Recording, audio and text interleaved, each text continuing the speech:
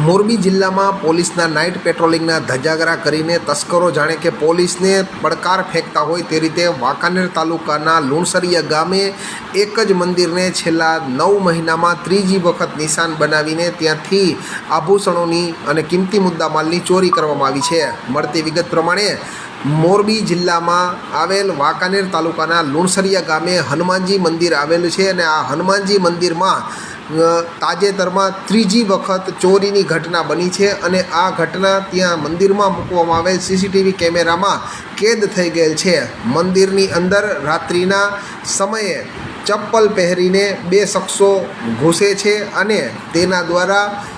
હનુમાનજીની મૂર્તિ ઉપર મૂકવામાં આવેલ ચાંદીનો મુગટ સહિતના જે કિંમતી મુદ્દામાલ છે તેની ચોરી કરવામાં આવી છે તથા તસ્કરો દ્વારા ત્યાં મૂકવામાં આવેલ દાન પેટી તોડવા માટેનો પ્રયાસ કરવામાં આવ્યો હતો। જો કે આ ઘટના સીસીટીવી કેમેરામાં કેદ થયેલ હોય તેના સીસીટીવી કેમેરાના ફૂટેજ વાયરલ થયા છે। જો કે છેલ્લા 9 મહિનામાં એક જ મંદિરને ત્રીજી વખત નિશાન બનાવીને તસ્કરો દ્વારા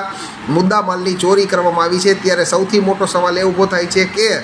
મંદિરમાં ચોરીની ઘટના બને છે અને તે ઘટનાના સીસીટીવી કેમેરાના ફૂટેજ પણ વાયરલ થાય છે અને આવી ઘટના એક નહીં પરંતુ એક જ મંદિરમાં 3 વખત બને છે, તેમ છતાં પણ આરોપીઓ કેમ પકડાતા નથી તે સૌથી મોટો સવાલ અહીં ઊભો થઈ રહ્યો છે।